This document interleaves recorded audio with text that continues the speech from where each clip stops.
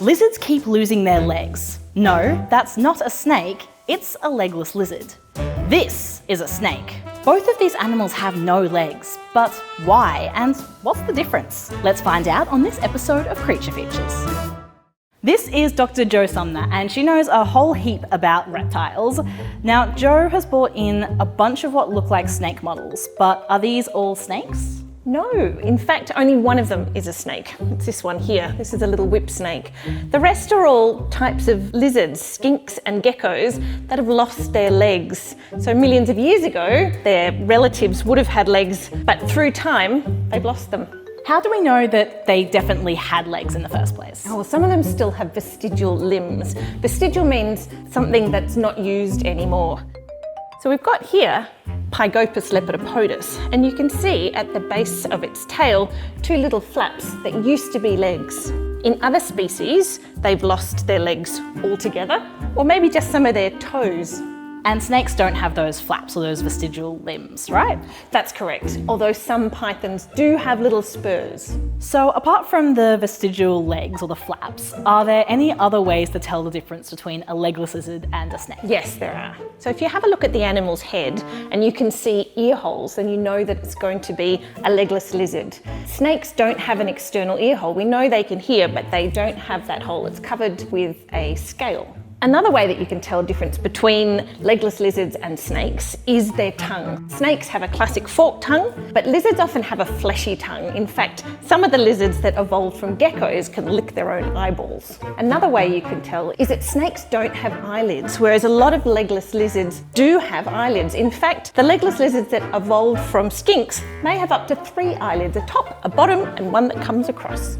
That seems like a lot of eyelids, but snakes don't have any eyelids? No, they don't. They've got a clear scale that covers their eye.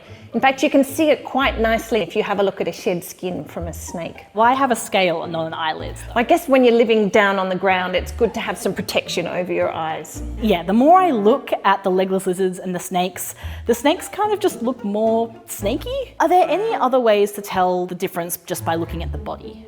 There are a few more clues, but some of them you need to have the snake or the lizard in your hand, which I don't recommend. But snakes have really short tails and lizards have long tails. I thought snakes were kind of all just head and tail. Where does the tail of a snake even start? The tail of a snake begins below its cloaca. So the cloaca is where waste or eggs come out of the animal. And if you have a look below that cloaca point, you can see that it's really short in snakes, but it's long in lizards.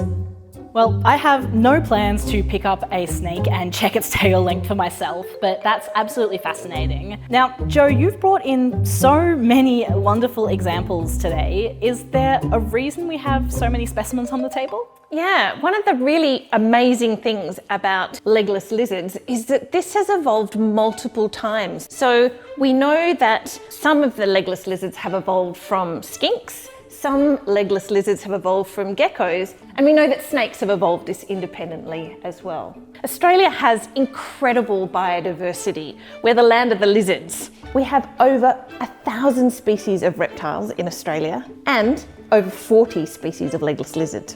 So why does this keep happening? What is in it for the lizards? Well, I know limbs seem really important to us, but when you're moving through really dense habitat or through the soil, limbs can just get in the way. So over time, lizards have lost their limbs so that they can move more easily through their environment. That actually does make a lot of sense. Now, Jo, I'm sure lots of people are pretty frightened of snakes and probably at first glance of legless lizards as well, but I'm sure that these animals do a lot more than we give them credit for. Yeah, they're a really important part of our ecosystem. Some of them are important predators, but they're also important prey species as well. And some of them are quite specialised. So there's a lizard called Burton's legless lizard that only eats other lizards. And then there's some lizards that are also pollinators of plants. So they have really important parts to play in our ecosystem. That is so wonderful. Jo, thank you so much for sharing your knowledge with us today. You're welcome.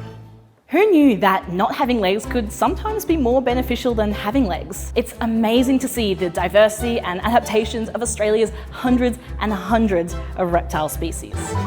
Did you enjoy this episode? If you did, follow the link and discover all the other ways you are connected to our wondrous planet.